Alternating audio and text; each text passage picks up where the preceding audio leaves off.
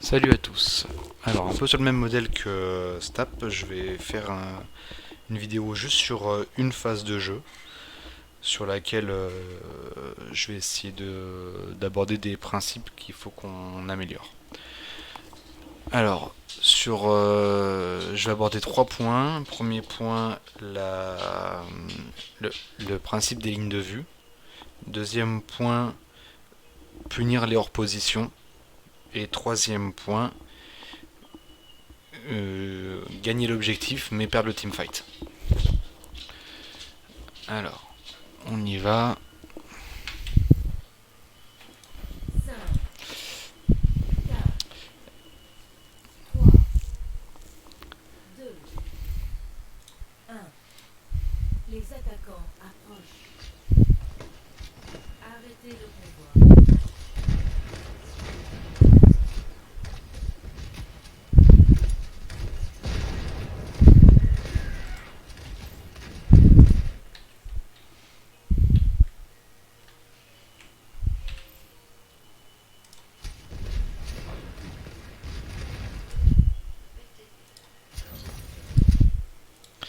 Alors, voilà le placement sur lequel on va mourir. Donc là, pour moi, il y a plusieurs choses à voir. Premier truc à voir, c'est wiki ta position. Euh, Quand je parle de ligne de vue, là, tu as le Enzo qui te regarde. T'as rien pour te couvrir.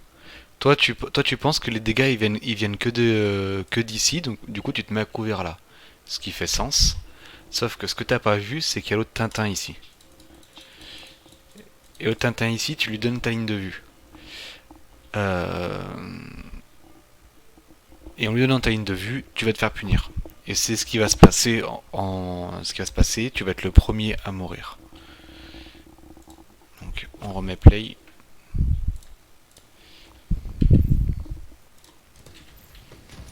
Et boum, t'es puni. T'es puni par le soldat ici. Parce qu'en fait, ils ont deux lignes de vue. Ils ont une ligne ici et une ligne là. Du coup, t'es en feu croisé. Et si tu regardes, c'est avec le splash qui t'a tué. Il te l'a pas mis en direct. Du coup, ton positionnement est pas mal. Et pas terrible, pardon. Donc ça, c'est un premier truc. Et un autre truc que je veux voir, c'est lui là. Et les gars, sans blague, vous êtes un DPS, vous vous retrouvez dans la backline ennemie, loin de vos heals, loin de vos tanks. Est-ce que vous êtes pas en train de serrer? Eh ben, lui, il va pas serrer, parce que il va s'en tirer. Personne ne l'aura regardé, tout le monde sera barré.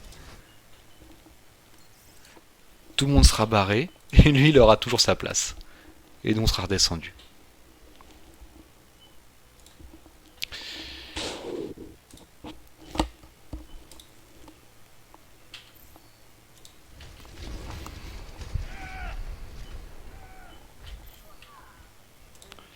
Alors, là où je veux aborder le troisième point, qui est perdre un teamfight mais gagner l'objectif, c'est-à-dire que pour moi, Tatas a eu la bonne idée du départ. D'ailleurs, je vais vous remettre je vais vous remettre Tatas.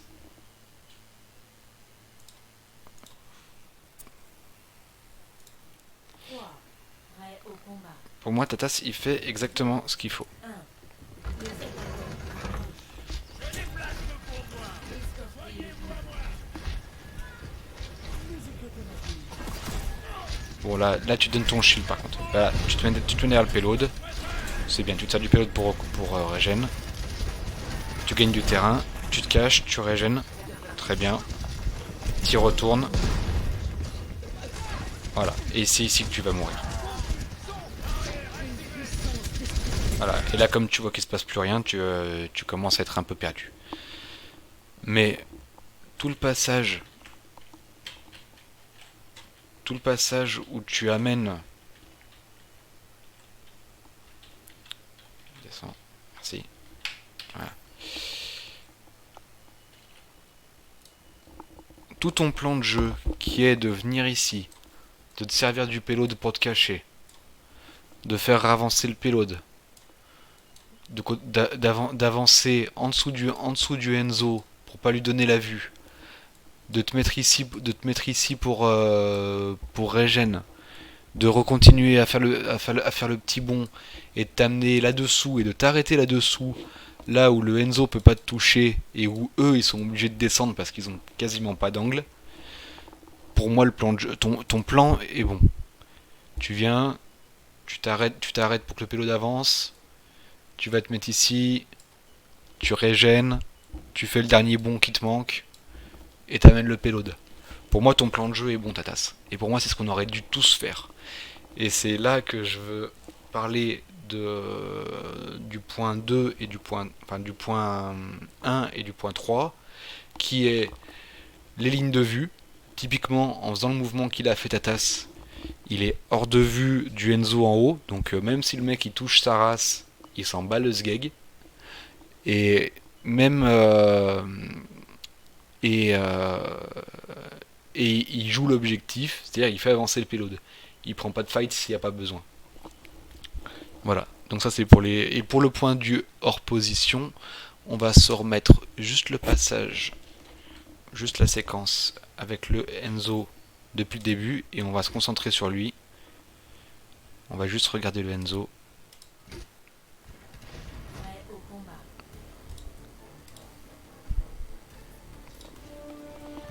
5, 4, 3, 2, 1. Les attaquants approchent. Voilà. Regardez juste le Enzo. Arrêtez le convoi.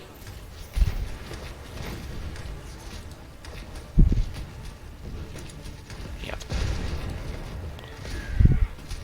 Mierda.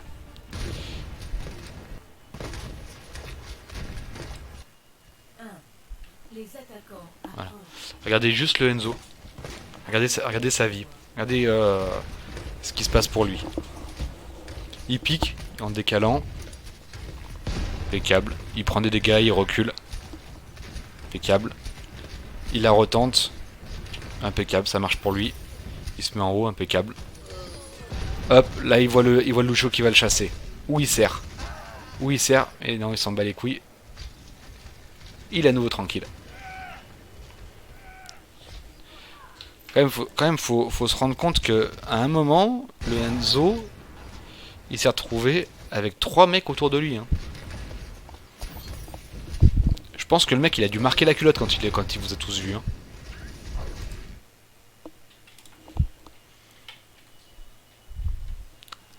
Là, t'es Enzo, t'es pas bien.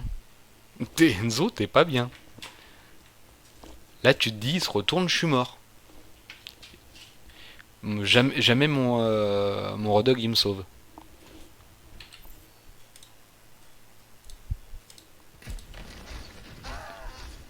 Et non, tout va bien.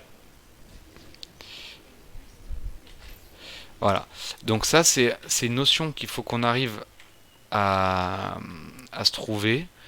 Enfin, c'est une notion qu'on incorpore à notre gameplay, c'est punir les repositions. Et là, clairement, le Enzo, il est hors position et on doit le pick. Qui doit pick doit aller contester les hors positions? C'est les chasseurs. Les chasseurs, on sait que c'est Lost. On sait que c'est souvent Snap, parce qu'il a souvent des persos mobiles. Et Alni à l'occasion, même si on sait que Alni, on le garde souvent, on le garde pour mettre la pression sur la front lane. Donc, et c'est aussi à l'off tank de pile les gars qui vont chasser. Donc voilà, punir leur position, jouer les lignes de vue et jouer l'objectif malgré qu'on perde le teamfight. Parce que là, le payload, on l'emmène super loin alors qu'on perd. Donc on joue l'objectif. Autre chose, un dernier point, c'est qui meurt en premier. Celui qui meurt en premier, il a toujours fait une faute.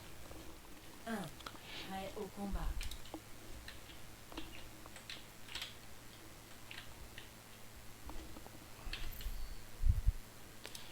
Les attaquants approchent. Arrêtez le convoi.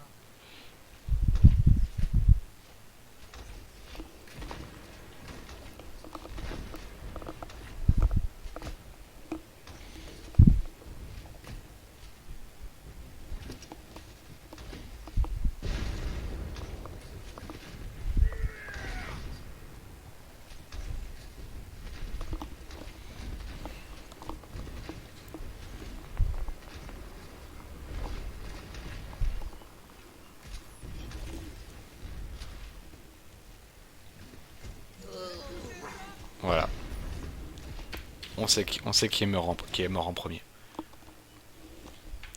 Rappelez-vous toujours ça, celui qui meurt en premier fait une faute. Allez, des bises.